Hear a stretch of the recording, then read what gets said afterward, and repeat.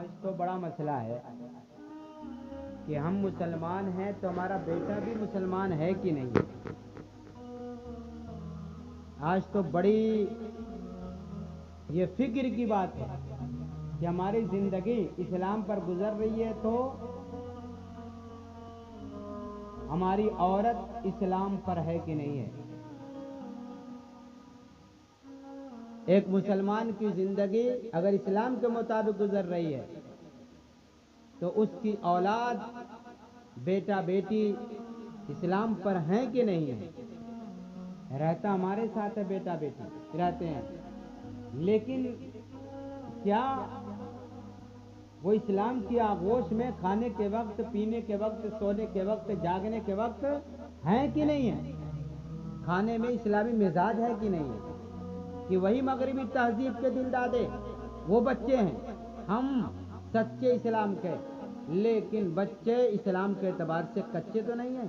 کہیں ایسا تو نہیں ہے ان کا کھانا بھی مغربی تہذیب کے مطابق، ان کا پینا بھی مغربی تہذیب کے مطابق، ان کا لباس بھی مغربی تہذیب کے مطابق، ان کی ہر چیز سوچ اور خیالات بھی اسلام کی تہذیب سے ہٹ کر غیروں کی تہذیب کے مطابق، یہود و نصارہ کی چال کے مطابق. اس کی فکر کرنے کس کی ذمہ داری ہے؟ ہماری ذمہ داری ہے.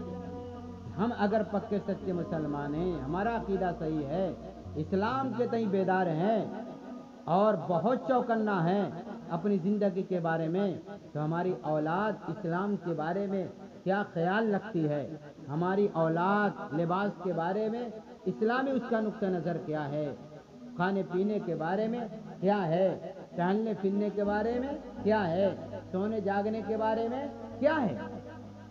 آج ہمارے ساتھ رہ رہا ہوتا ہے بیٹا، لیکن وہ بیٹا ہماری چنگل سے نکل کر مغربی تہذیب کے جال میں ایسا پھنس چکا ہوتا ہے کہ ایک باپ دیندار اپنی غفلت پر بعد میں ماتم کرتا ہے کہ ہو کیا گیا. یہ میں تو دین پر، میری اولاد بے دینی کی طرف جا رہی ہے. کھانا بھی نبی کی سنت کے طریقے والا اس کو پسند نہیں آتا، لباس بھی اسلامی لباس کا وہ حامی نہیں ہے اور اس کو اپنے تن پر، بدن پر لیے ہوئے نہیں، پہنے ہوئے نہیں ہے. اور خیالات بھی جب پیش کرتا ہے تو اسلام سے بالکل اس کا خیال متضاد معلوم ہوتا ہے. اب ایسا لگتا ہے کہ میرا بچہ میرے ہاتھ سے نکل کر، اسلام کی آغوش سے نکل کر کسی کی گود میں جا کر کے بیٹھ گیا، اور وہ گود یہود و نصارہ کی ہو سکتی ہے، غیر مسلموں کی ہو سکتی ہے، اور مذہبی تہذیب اسلامی جو ہے اس تہذیب سے بالکل ہٹ چکا ہے. ہم مطمئن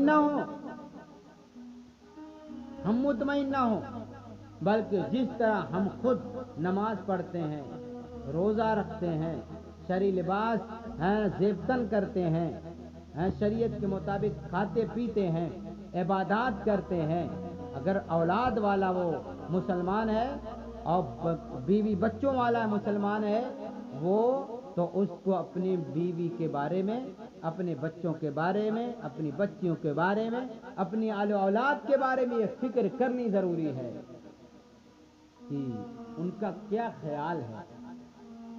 اب تو بچہ جب گھر سے باہر نکلتا ہے تو نہ معلوم اس کا ایمان بچے گا کہ نہیں بچے گا. بیٹی نکلتی ہے نہ معلوم بچے گا کہ نہیں بچے گا. کہیں ایسا تو نہیں ہے وہ گھر سے باہر نکلتا ہو وہ اسلامی تہذیب کو چھوڑ دیتا ہو، اسلامی کلچر کو خیر بات کہہ دیتا ہو، اور جا کر کے اپنے ان ساتھیوں سے ملتا جلتا ہو جو ساتھی اسلام سے ہٹے ہوئے، کٹے ہوئے اور سیرت نبوی سے ایک دم بیزار لاپرواہ ہیں. کہیں ایسا تو نہیں؟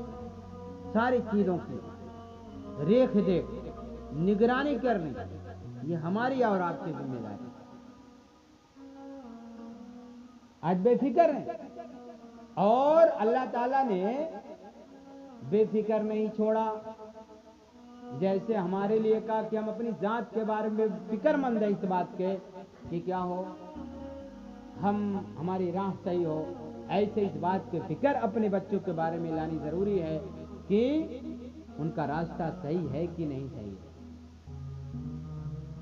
ان کا خیال صحیح ہے کہ صحیح نہیں ہے، کہیں ایسا تو نہیں غیروں کے جال میں پھنستے جا رہے ہوں اور ایمان اندر سے ختم ہو چکا ہو۔ اللہ تعالیٰ اس کے بارے میں پوچھ کرے گا، سوال کرے گا۔ الا کلکم رائن کلکم مسئول عن رعیتہ،